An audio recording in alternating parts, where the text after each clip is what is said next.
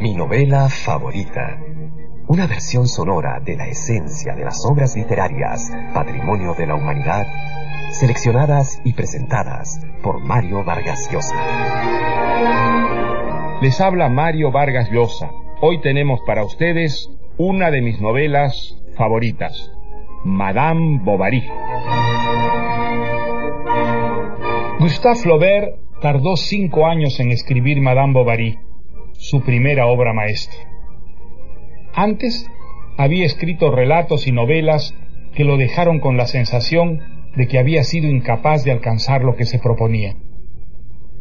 Se dice que después de leer en voz alta a lo largo de varios días a un grupo de amigos el manuscrito de La Tentación de San Antonio, aquellos le aconsejaron que intentara algo muy distinto. No un gran fresco romántico situado en la antigüedad, sino una historia contemporánea, tomada de las ocurrencias cotidianas de la Normandía de Flaubert. Apartándose del mundo, trabajando muchas horas al día como un galeote de la pluma, sometiendo cada frase a una autocrítica implacable, Flaubert concibió la historia de Emma Rouault, que se casa con el médico Charles Bovary y vive la vida rutinaria del pueblito de Yonville. Pero el espíritu inquieto y fantasioso de Emma Bovary, atizado por las aventuras apasionantes de las novelitas de amor que lee, aspira a una vida distinta, de lujo, pasiones y excesos, algo que la joven intenta materializar enredándose en aventuras de las que saldrá cada vez más golpeada y humillada, defraudada siempre por el espíritu mezquino, la cobardía y el egoísmo de esos hombres a los que se entrega creyéndolos a la altura de sus sueños. Al final, Madame Bovary, derrotada una y otra vez por esa realidad sórdida, opta por el suicidio. Para muchos, Madame Bovary inaugura la novela moderna y sienta las bases de la gran revolución narrativa del siglo XX. Hasta Flaubert, la novela era considerada un género plebeyo, a diferencia de la poesía, donde la belleza del lenguaje alcanzaba su máxima expresión.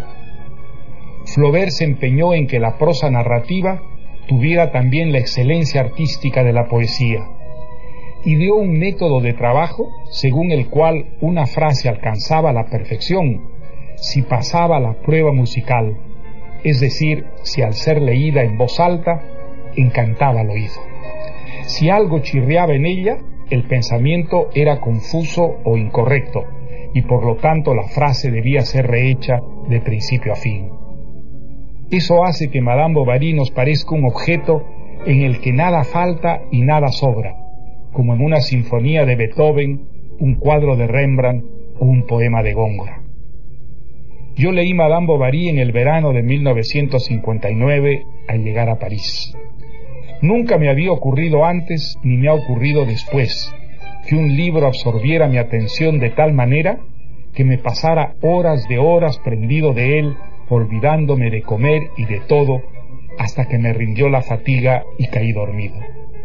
Pero al despertar seguí leyendo, devorando esa historia, una de las más conmovedoras y mejor concebidas y escritas de la literatura. Y ahora dejo con ustedes a Madame Bovary. Estamos en Francia. No en París, sino hacia el norte, en Normandía, un pueblecito de tantos. Allí vive la familia Bovary. Después de muchos esfuerzos y gracias a su empeño más que a su talento, el joven Charles Bovary ha cumplido el sueño de su madre recibiendo el título de oficial de sanidad. Charles no es un hombre enérgico y permite que su madre decida a dónde va a ejercer su profesión y con quién se va a casar.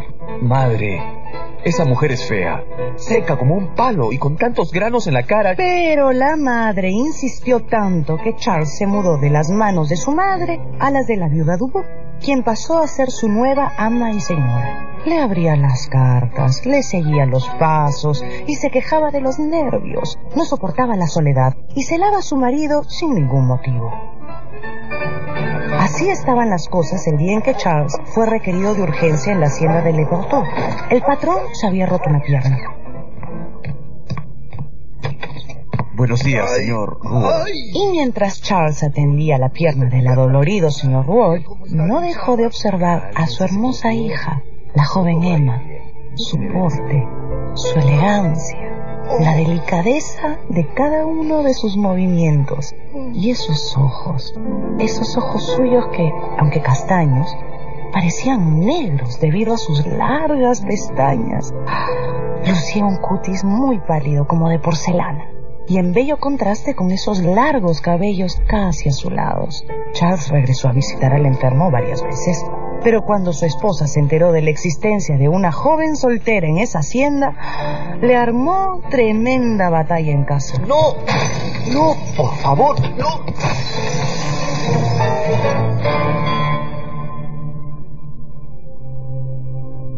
Al día siguiente, mientras Charles corría la cortina del dormitorio, su mujer suspiró y cayó al suelo. Estaba muerta.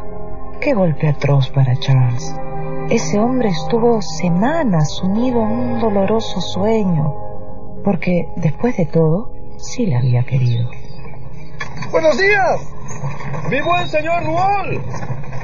¿A qué debo el honor de su visita? Quería darle mis condolencias. Gracias. Y le diré que mi hija Emma piensa en usted y dice que usted la olvida. Vamos, anímese y visítenos, señor Bovary.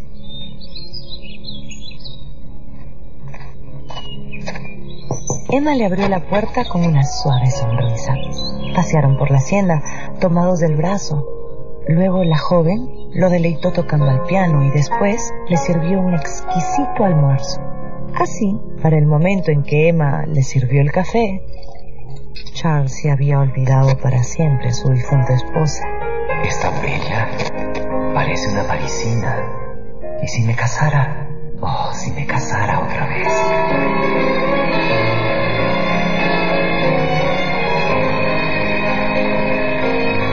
Charles Bovary regresó de la hacienda a su pueblo. Iba de la mano de su nueva esposa, Emma Bovary, Madame Bovary. Él rebosaba de felicidad, pero Emma, antes de casarse había creído estar enamorada.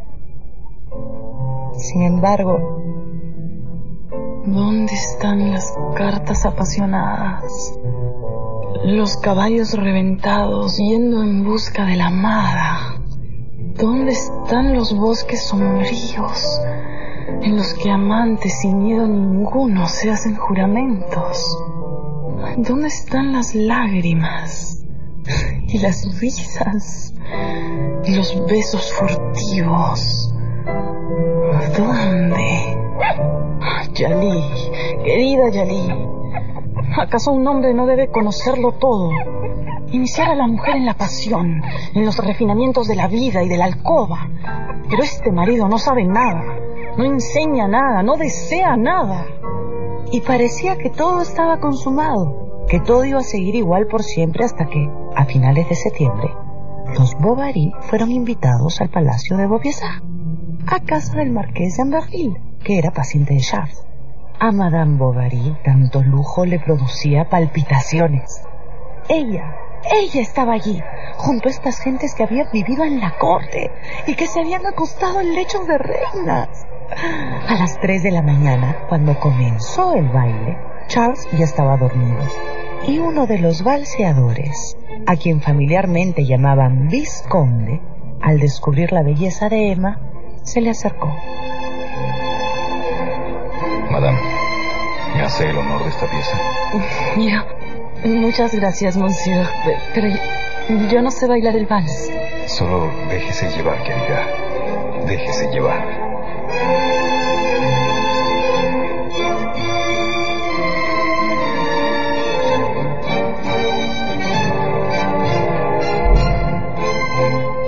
¡Ah, Djali!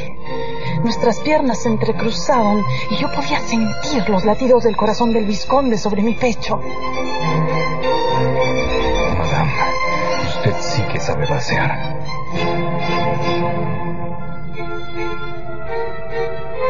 Ese momento en el palacio fue el inicio de las extravagancias de Madame. Primero empleó una joven huérfana llamada Felicidad y la educó para que fuera su doncella. Escucha bien, querida. Nunca debes entrar a la habitación sin antes tocar a la puerta. Sí. Sí, madame. Esa es la manera correcta de contestar, Felicidad. Sí, madame. Pasado un tiempo, el recuerdo de aquel baile se fue esfumando, pero a madame comenzó a irritarle su vida entera. Madame abandonó la música. ¿Para qué tocar? ¿Quién escucharía? Dejó en el armario las carpetas de dibujo y el bordado. ¿Para qué? ¿Para qué? La costura le irritaba. ¿Y los libros? Ya lo he leído todo. Madame se quejaba continuamente del pueblo de Tost, y Charles imaginó que la neurastenia de su esposa tenía su origen en alguna influencia local. Era necesario mudarse. ¿Pero a dónde? Se enteró de que había un pueblo llamado Yonville-l'Abbaye, cuyo médico acababa de marcharse. Emma comenzó a empacar inmediatamente. El pequeño pueblo de Yonville tiene un hermoso río que abastece las extensas tierras de cultivo. La iglesia está a la entrada de la plaza, rodeada por el pequeño cementerio abarrotado de sepulturas. También encontramos allí la posada, la alcaldía y el lugar más llamativo de todo Yonville, la farmacia del señor Homais. Y a este pueblo llegó el doctor Bovary con su bella esposa Emma. Homais, el farmacéutico, le ofreció sus respetos a la pareja. La señora estará un poco cansada, seguramente. Mucho gusto, madame. Doctor, soy León Dupuy, practicante del notario Guillamón. Encantada, monsieur. Se había acercado a darles la bienvenida un joven con aspecto de serio y recatado, pero muy apuesto. La simpatía entre Emma y el practicante fue instantánea y se afianzó en la cena de bienvenida a los Bovary. Se lo advierto, señor Bovary. Aquí todavía Allí, se mientras el farmacéutico Homais ponía al corriente a Charles de las dificultades que encontraría en su profesión, Emma y León descubrían sus comunes intereses. Espectáculos, títulos de novelas, bailes nuevos. Nunca, hasta entonces, León había hablado durante 2 horas seguidas con una mujer. Él era por lo general tímido y la gente de Yonville apreciaba la corrección de sus modales. Sin embargo, León Dupuy se consideraba indigno de vivir en aquel pueblo. Sus mujeres eran aburridas y de conversación limitada. Sus hombres eran toscos, obtusos y de un trato insoportable. Pero sobre este fondo tan vulgar, aparecía ahora la distinguida Emma. Nuestro querido León se había enamorado.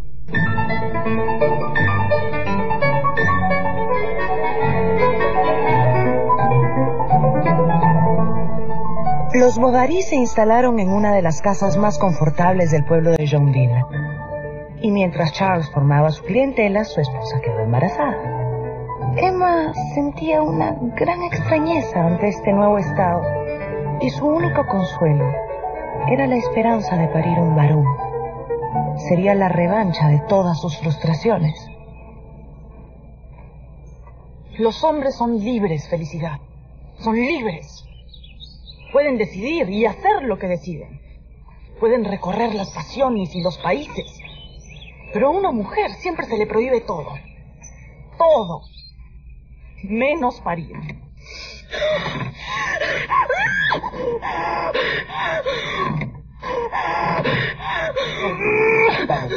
Madame empezó la labor de parto un domingo en la tarde.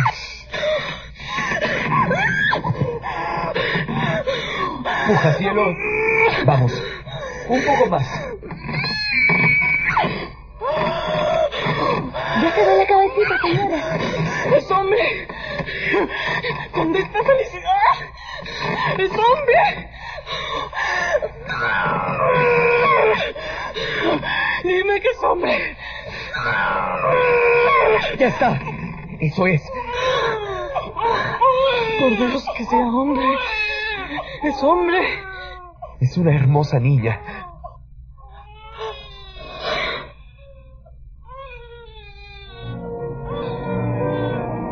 De la impresión, Madame se desmayó.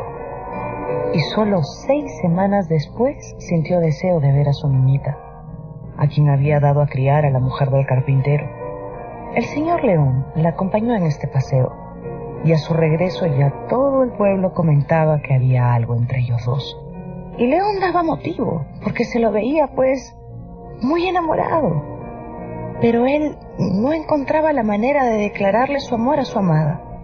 Vacilando entre el temor de desagradarle y la vergüenza de ser tan pusilánime, lloraba de desánimo y deseo. Tomaba decisiones enérgicas, escribía cartas que luego rompía, se señalaba fechas para declararse que luego iba retrasando, y toda resolución desaparecía cuando llegaba a estar en presencia de Emma. Madame, por su parte, lo encontraba absolutamente encantador. ¿No estará enamorado, Felicidad? Por supuesto. ¿Pero de quién? Pues de usted, madame. ¿De quién si no? ¿Qué dices, Felicidad? ¿Acaso no ha notado cómo la mira? Y sus constantes visitas, sus atenciones. ¿Cómo se sonroja cuando usted le dice algo cariñoso? Es cierto. Está enamorado de mí. El corazón de Madame dio un vuelco. Esa misma tarde mandó a llamar al señor Lheureux, dueño de la tienda de novedades. Era hora de renovar el guardarropa.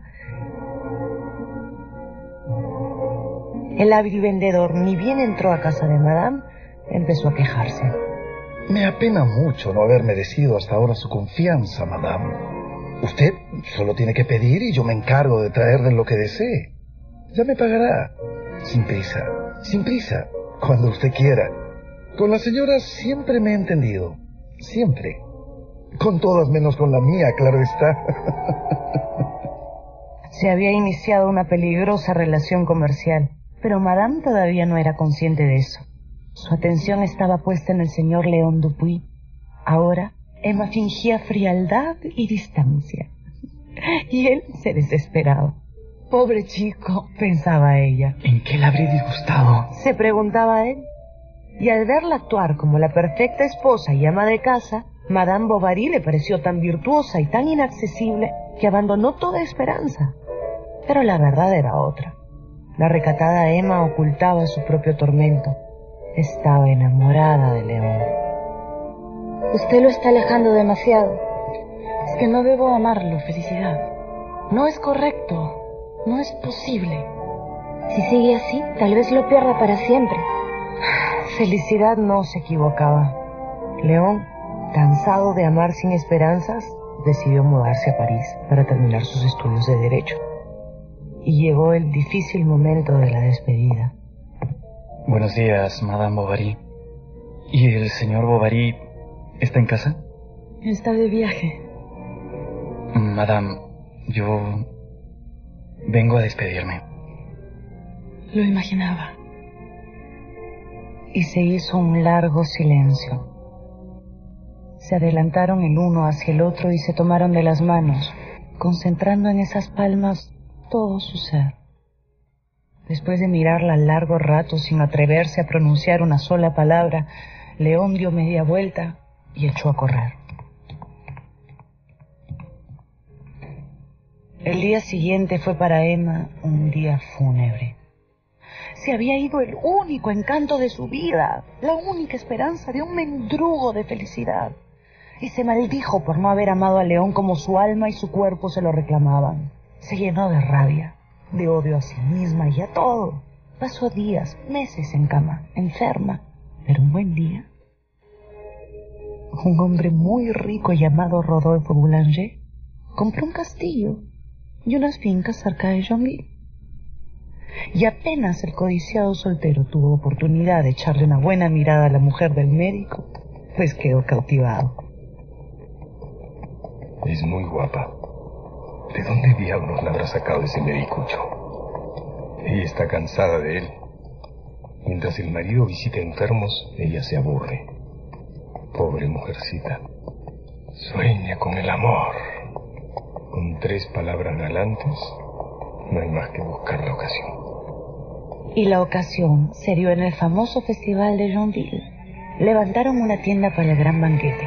Colgaron banderas tricolores en las ventanas y el estrado fue cubierto de flores y farolillos. De los dos extremos del pueblo llegaba la muchedumbre a la calle principal. Rodolfo encontró sola a Madame Bovary y aprovechó para tomarla del brazo y acompañarla al estrado. Señores, permítanme, antes de dar inicio a estos festejos... Hermosas margaritas la del estrado, ¿verdad? Muchas enamoradas podrán adivinar su suerte. ¿Y si yo tomara alguna? ¿Está usted enamorado? ¿Quién sabe? Además, cuando se vive en el campo... Es perder el tiempo enamorarse. Entonces Rodolfo, dando en el clavo, habló de la mediocridad provinciana, de las vidas que se ahogaban, de las ilusiones que se perdían. Me parece, sin embargo, que usted no tiene de qué quejarse. Es usted hombre, y por eso es libre. Y además, usted es rico. Tonterías. Pero no deberían verla a usted conversando conmigo. Con mi mala fama... No, usted se calumnia a sí mismo. Pero es cierto, tengo una pésima fama. Es que juzgan mal a esta alma atormentada solo porque se precipita en toda clase de fantasías, de locuras, porque está siempre en busca de la felicidad. Nosotras las mujeres ni siquiera tenemos la posibilidad de buscarla. Triste privilegio de aquellos hombres que la encuentran. ¿La encuentran alguna vez? Sí, cuando encuentran el amor. Y con estas palabras Rodolfo posó su mano sobre la de ella. Pero ella retiró la suya rápidamente. ¿Dónde encontrar, en efecto, más patriotismo que en el campo, más entrega a la causa pública? Y dale, los deberes. ¿Qué demonios? El deber es atreverse a sentir lo sublime, a amar lo bello, a no aceptar los convencionalismos de la sociedad. Y Rodolfo pasó a hablarle de las afinidades, explicándole cómo las atracciones irresistibles tenían su origen en alguna existencia anterior. Por ejemplo, nosotros, ¿por qué nos hemos conocido? ¿Qué azar lo ha querido? Esta vez, cuando Rodolfo le tomó la mano, Madame no la retiró.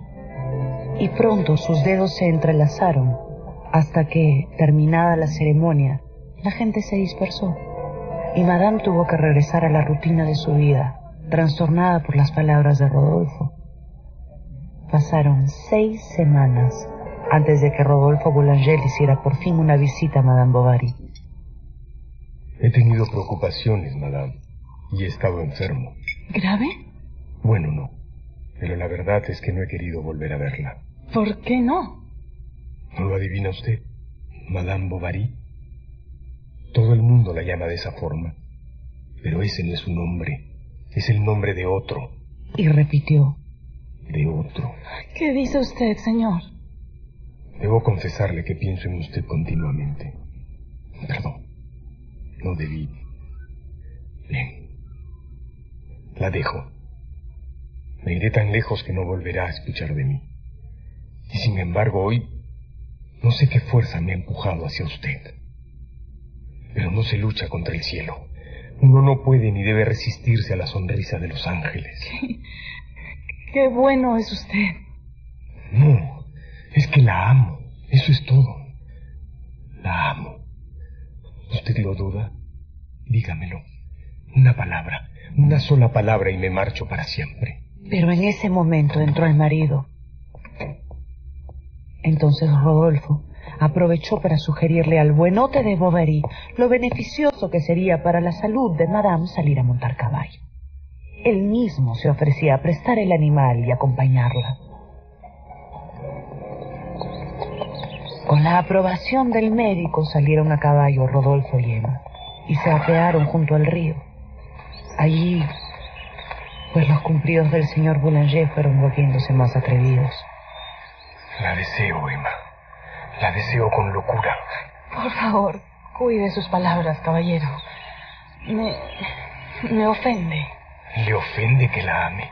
Recuerde que soy casada. ¿Y qué? ¿Y qué? ¿Acaso no estamos hechos el uno para el otro? Pues no. No. Eso es imposible. Vamos. No me diga que no siente lo mismo que yo. Hago mal. Soy una loca escuchándolo. ¿Por qué, Emma? No me prive de su amor, se lo ruego. Este encuentro estaba escrito en nuestros destinos. Venga a mí. Soy suyo. Madame ya estaba rendida cuando el señor Rodolfo Boulanger la tomó entre sus brazos. Ella inclinó hacia atrás su blanco cuello, dilatado en un suspiro, y luego, casi desfallecida, deshecha en llanto y temblando de deseo, con un largo estremecimiento y tapándose la cara, se le entregó, por fin, junto al río.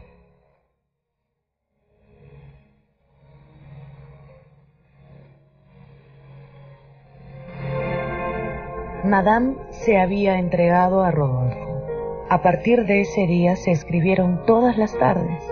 Luego comenzaron a atreverse a más. Madame fue a buscarlo al mismísimo palacio y Rodolfo visitaba a Emma, y mientras Charles dormía, los amantes se besaban en la terraza. Emma estaba obnubilada por el amor. Leray, el comerciante, aprovechaba para venderle mercancías de París sin jamás reclamar dinero, y Emma se entregaba a la compra de regalos para su amante: un látigo, un sello con el emblema Amor Melchor, una bufanda, una cigarrera. Le exigió a Rodolfo intercambiar retratos y mechones de cabello, y le pidió un anillo en señal de alianza eterna. Y poco a poco, Rodolfo empezó a sentir que Madame se estaba poniendo demasiado sentimental. No puedo vivir sin ti. Todo el tiempo me pregunto, ¿dónde estará? ¿Acaso conversando con otras? Es verdad que ninguna te gusta. Basta, por favor, basta. Hay mujeres más bonitas que yo, pero yo sé amarte mejor que todas ellas. Y yo soy tu esclava. Eres bueno, guapo, inteligente. Tú eres mi rey, mi ídolo. No soporto más esa casa, no tolero a ese hombre, no. Sálvame, llévame, ráptame, te lo suplico. Pero, ¿qué dices? No, imposible. Pero piénsalo, cielo. ¿Qué haríamos con tu hija? Pues la llevamos, nos la llevamos. Finalmente Rodolfo aceptó irse con ella, o por lo menos permitió que Madame lo pensara. Emma se puso a preparar todo para la huida, encargando varios artículos de viaje al astuto Leray. Después de algunos aplazamientos solicitados por Rodolfo, señalaron el 4 de septiembre como el día de la fuga. ¡Qué imbécil soy! ¿Cómo he podido hacerle creer que yo...? Pero no importa, nada está consumado. Es que no puedo expatriarme, dejarlo todo, cargar con una niña, y las molestias cotidianas, la eterna compañía de la misma mujer, los gastos. No, 1000 veces no, de ninguna manera. Y Rodolfo se encerró en su despacho y empezó a escribir una carta para Madame, en la que le hablaba de usted. Ánimo, Emma. Yo no quiero causar la desgracia de su existencia. ¿Conoce usted el abismo al que yo la estaba arrastrando?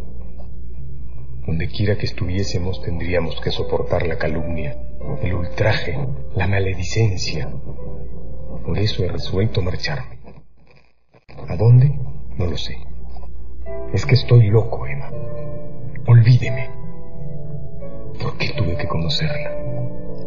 ¿Es culpa mía? Oh, Dios mío. No. Es culpa de la fatalidad. Pero guarde el recuerdo del desdichado que la ha perdido. Por culpa de la fatalidad. Fatalidad. Esa palabra siempre hace efecto. Pobrecita. Quizás algunas lágrimas sobre el papel. Pero no puedo llorar. No es mi culpa. Sencillamente no puedo. Unas gotas de agua. Eso. Al día siguiente, Emma, apoyada en el vano de la buhardilla, lee y relee la carta. Jadeante, loca, deseando que se abra la tierra, se va acercando a la ventana. No puede ser. ¿Qué es esto? Dios. Guarde el recuerdo del desdichado que la ha perdido. ¿Por qué? ¿Para qué? ¿Para qué seguir viviendo? Vamos. Un salto y termina todo. Madame, ¿qué hace? Su marido la espera en el comedor, señora. La sopa está servida. La idea de la muerte acaba de escaparse. Y hubo que bajar. Y hubo que sentarse a la mesa. Y hubo que tomarse esa sopa. Pero cuando Emma escuchó a Rodolfo pasar a trote ligero delante de su casa, el esfuerzo por disimular se hizo demasiado fuerte. Emma. Dios mío, Emma.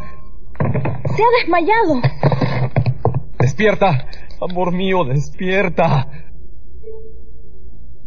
Durante 43 días Madame Bovary guardó cama y Charles no se apartó de su lado. Lheureux aprovechó la enfermedad de Madame para lograr que Charles le firmara un pagaré a 6 meses y le aceptara un préstamo de 1.000 francos a un interés absurdo. Hacia mediados de octubre, Madame pudo por fin sentarse en la cama apoyada sobre almohadas. Charles se echó a llorar cuando la vio comer su primer trozo de pan con mermelada. Cuando Madame recuperó las fuerzas, el doctor Bovary, empeñado en distraerla, la llevó a la ópera en la vecina ciudad de Rouen.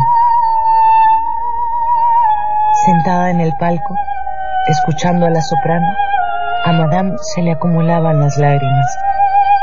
Sentía que la voz de la cantante era el eco de su alma, atormentada por el desamor.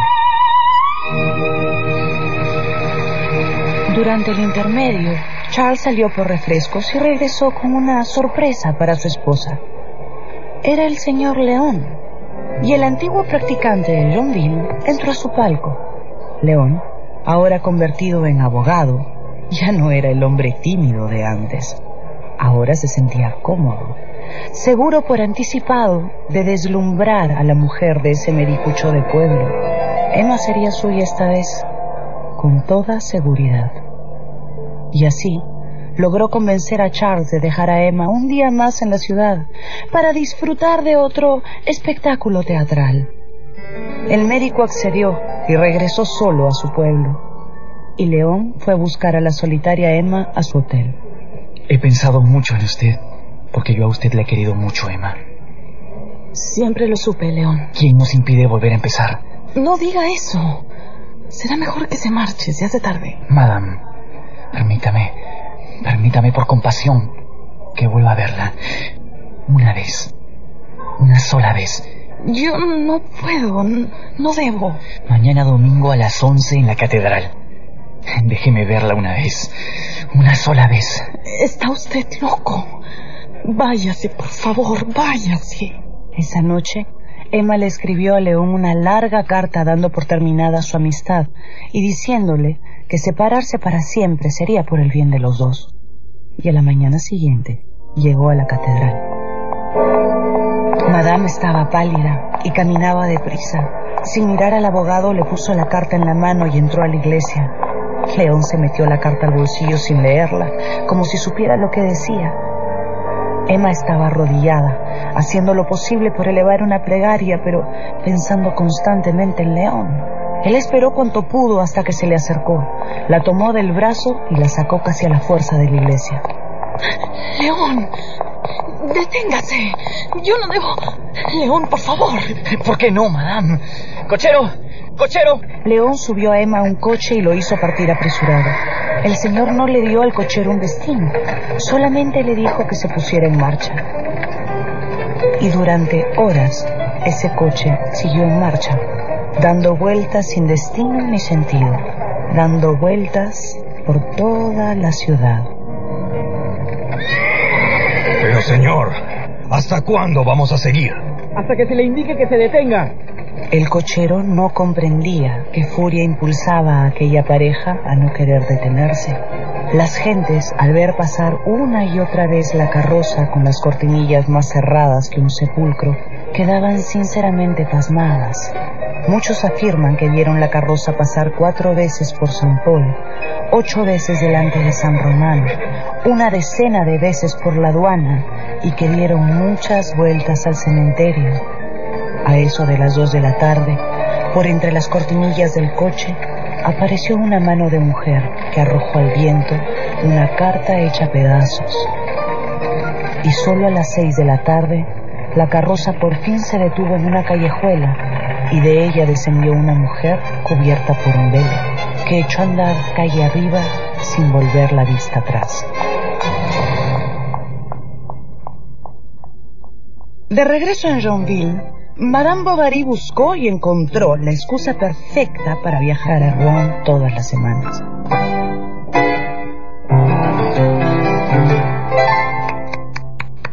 Bravo, querida.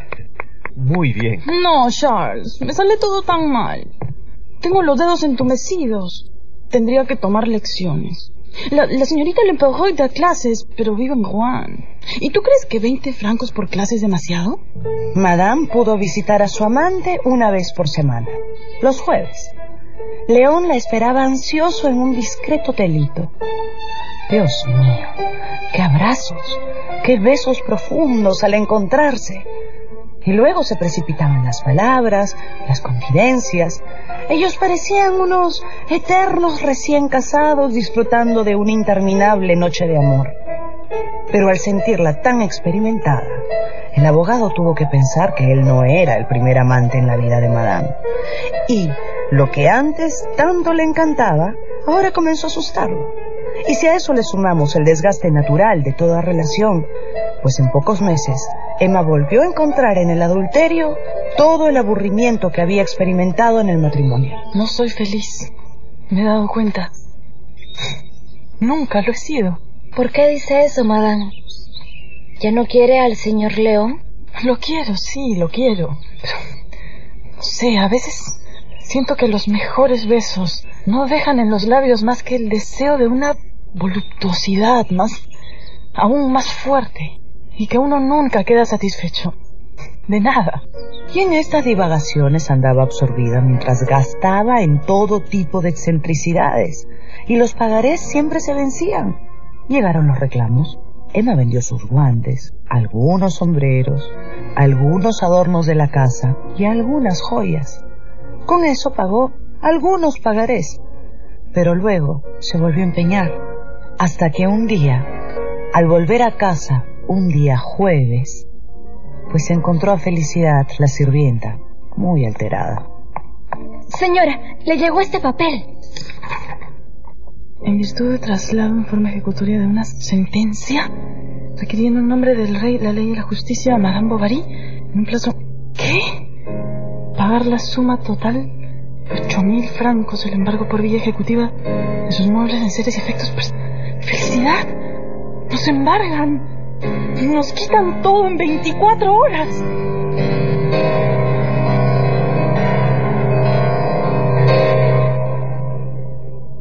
Nuestra querida Emma, a fuerza de comprar y de no pagar, de firmar pagarés, de renovar esos pagarés que se inflaban tras cada nuevo vencimiento, había terminado firmándole al tal Lerre un gran capital en papeles. Madame fue a verlo a su casa, en secreto. ¿Pero es que acaso pensaba, Madame, que hasta la consumación de los siglos yo iba a ser su proveedor y su banquero? Por el amor de Dios, tengo que recuperar lo desembolsado. Seamos justos. El tribunal lo ha reconocido. Se lo ruego, señor Lerre. Unos días más. No, señora. Y déjese de lagrimitas. Señor, se lo suplico. Por lo que más quiera, sea bueno. Mire que yo podría... Y Madame apoyó su linda mano sobre la rodilla del comerciante. ¿Está tratando usted de seducirme, señora? ¡Márchese de mi casa ahora! ¡Fuera de mi vista, Madame! ¡Es usted un miserable! Al día siguiente, apenas Charles salió a atender un paciente, Madame Bovary tomó la carroza a Rouen. El abogado León tenía que ayudarla. Estás loca. Todavía soy apenas un practicante. ¿De dónde voy a sacar tanto dinero? Pensé que me querías, que estabas dispuesto a todo por amor. Está bien, lo intentaré. Tengo un buen amigo, Morel. Es hijo de un negociante muy rico, ¿te parece? Sin embargo, si no he llegado a las 3, me esperes, querida mía. Tengo que irme, perdona. Adiós. León no regresó a las 3. Y para las 5, Emma ya estaba de vuelta en Joinville. Su marido ya debía estar al tanto de la situación. Tal vez ya se habían llevado todos sus muebles, sus ropas, todo. ¡Ah, la vergüenza! ¡La terrible vergüenza! Por la plaza pasarían las carretas llenas de sus muebles y todos podrían reconocer sus faldas, los adornos de su salón. No podía regresar a su casa. Temblaba, estaba pálida, con los ojos repletos de lágrimas. ¿Y ahora qué hacer? ¿A dónde huir? Y de golpe apareció el recuerdo de Rodolfo Boulanger. Él la ayudaría. Solo él puede salvarla, porque él sí la ama. Ay, ¿qué le voy a decir? Ay, ¿por dónde empezaré? Ahora Madame se interna en el bosque. Reconoce el camino. Allí está, en lo alto de la colina, el bellísimo castillo de su amado. Ya en el interior, la memoria no la traiciona. Allí está la amplia escalinata, el corredor larguísimo, las numerosas habitaciones en hilera, y ahí, al final del pasillo, está el gran dormitorio de su antiguo amante. Rodolfo, junto al fuego, toca el piano.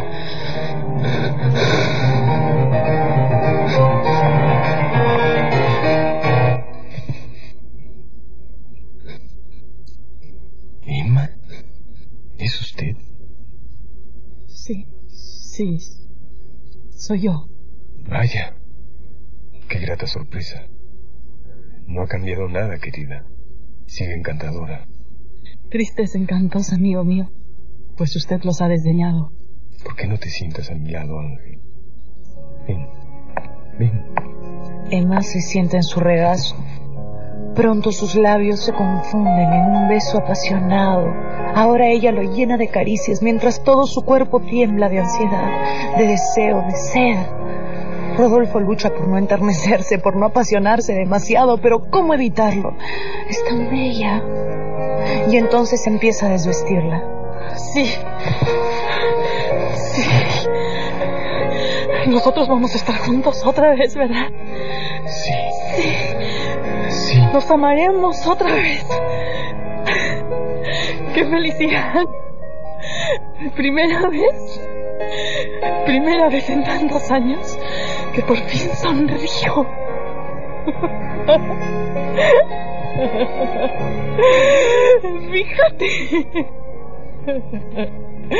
Fíjate cómo me río. Mira cómo me hace por fin feliz. Pero Madame no ríe, sino llora sin poder contenerse.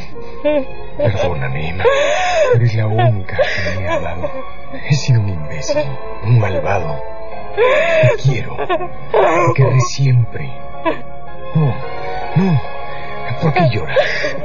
¿Qué tienes, ángel mío? Dímelo. ¿Qué tienes? Estoy arruinada, Rodolfo.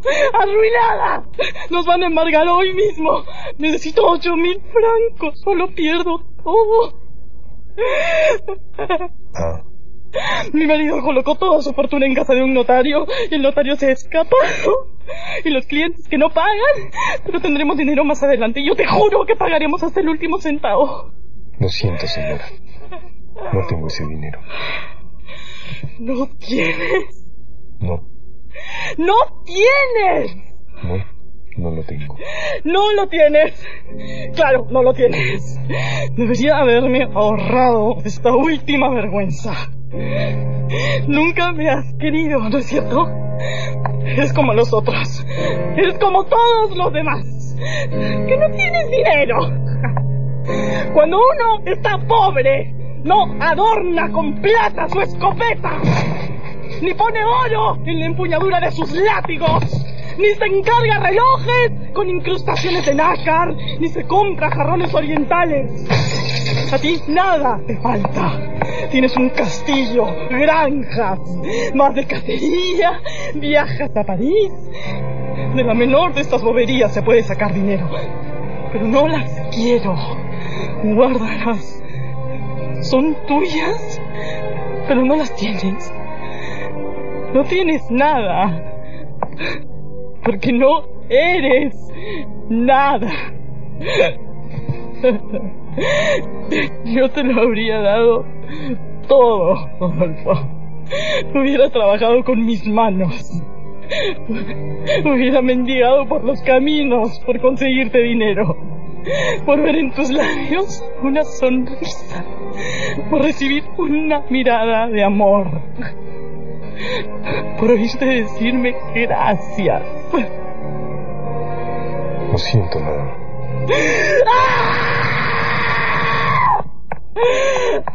Emma huye del castillo. Se topa con la maleza y cae. Se levanta, vuelve a correr y a caer y a correr hasta quedar casi sin aliento. Sin más conciencia que los latidos de su corazón. Presa de un ataque de locura, Emma Bovary ya no sufre por el dinero, por el embargo, por la vergüenza.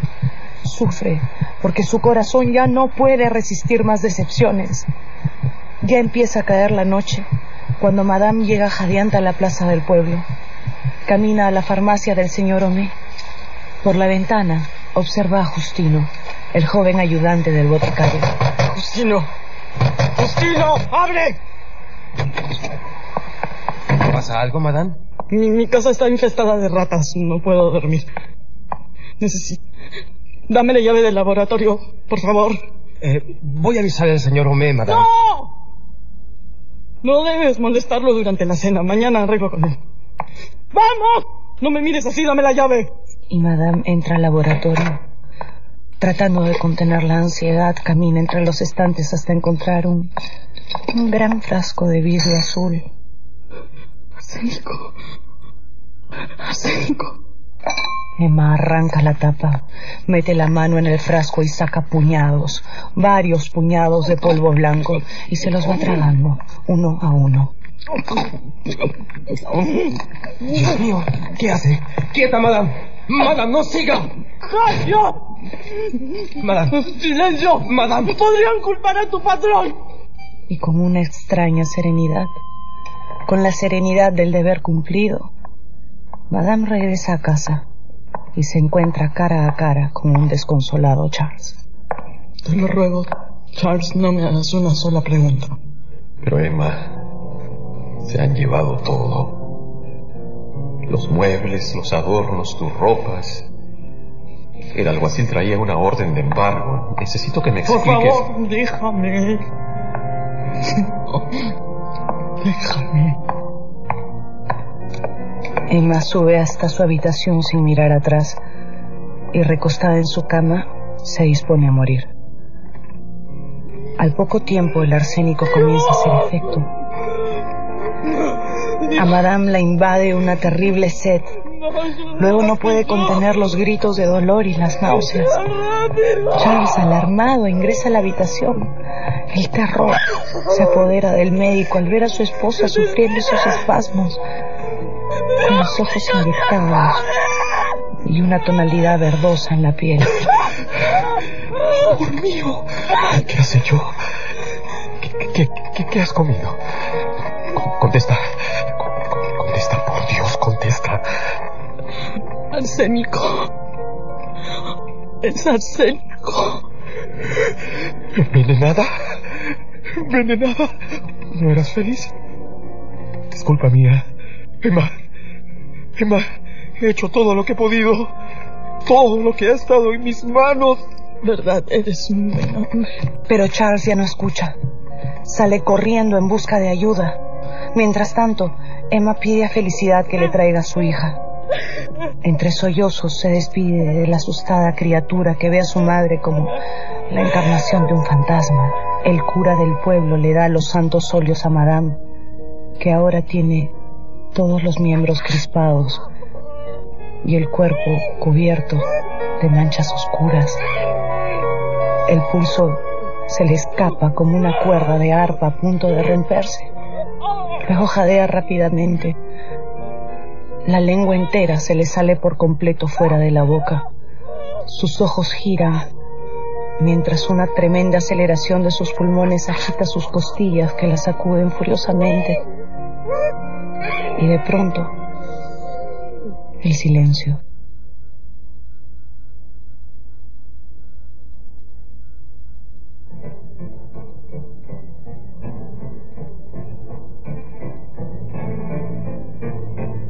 A los pocos meses, Charles Bovary se encuentra en la ruina. Y una noche, mientras busca en todos los rincones de la casa un papel para escribir unas felicitaciones al joven Léon Dupuy por su reciente nombramiento como notario y sus próximas nupcias con una distinguida señorita, pues Charles se encuentra con unas cajas. Están repletas de cartas de amor, recuerdos y hasta un retrato del distinguido Rodolfo Boulanger. Amantes. Fueron amantes. Al día siguiente, Charles pasa todo el día sentado en un banco de su terraza. A las 7, su pequeña hija, que no lo ha visto en toda la tarde, va a buscarlo para cenar. Charles tiene la cabeza vuelta hacia la pared, los ojos cerrados, la boca abierta, y sostiene en sus manos un largo mechón de cabello. Son los cabellos negros de Madame Bovary. La niña empuja suavemente a su padre. Piensa que está jugando. Pero Charles Bovary cae al suelo. Rota una pierna. Buenos días, señor Rouault. Y mientras Charles atendía la pierna del adolorido señor Rouault, no dejó de observar a su hermosa hija, la joven Emma. Su porte, su elegancia, la delicadeza de cada uno de sus movimientos y esos ojos suyos que, aunque castaños, parecían negros debido a sus largas pestañas. Lucía un cutis muy pálido como de porcelana y en bello contraste con esos largos cabellos casi azulados. Charles regresó a visitar al enfermo varias veces. Pero cuando su esposa se enteró de la existencia de una joven soltera en esa hacienda, le armó tremenda batalla en casa. ¡No! ¡No! ¡Por favor! ¡No!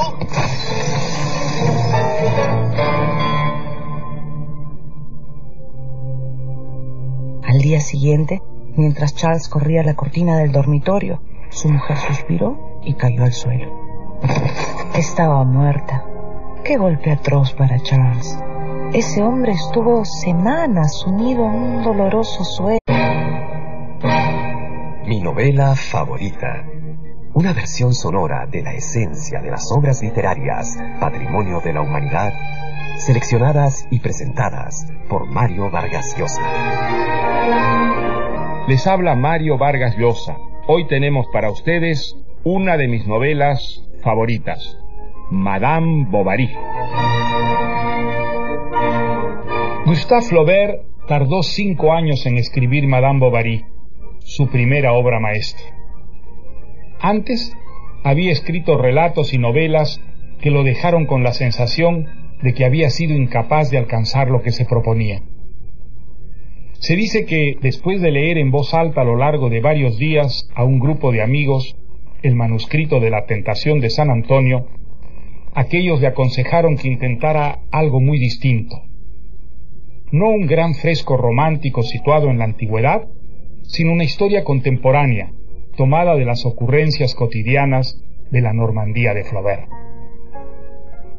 Apartándose del mundo, trabajando muchas horas al día como un galeote de movedoras y mejor concebidas y escritas de la literatura. Y ahora dejo con ustedes a Madame Bovary. Estamos en Francia. No en París, sino hacia el norte, en Normandía, un pueblecito de tantos. Allí vive la familia Bovary. Después de muchos esfuerzos y gracias a su empeño más que a su talento, el joven Charles Bovary ha cumplido el sueño de su madre recibiendo el título de oficial de sanidad. Charles No es un hombre enérgico y permite que su madre decida a dónde va a ejercer su profesión y con quién se va a casar. Madre, esa mujer es fea, seca como un palo y con tantos granos en la cara. Pero la madre insistió tanto que Charles se mudó de las manos de su madre a las de la viuda Dubois, quien pasó a ser su nueva ama y señora. Le abría las cartas, le seguía los pasos y se quejaba de los nervios. No soportaba la soledad y celaba a su marido sin ningún motivo. Así estaban las cosas el día en que Charles fue requerido de urgencia en la hacienda de Le Bordeaux. El patrón sabía que alcanzaba su máxima expresión.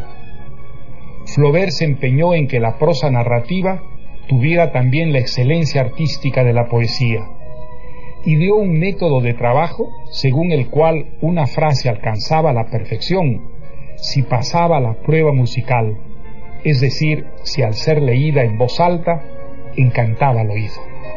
Si algo chirriaba en ella, el pensamiento era confuso o incorrecto, y por lo tanto la frase debía ser rehecha de principio a fin.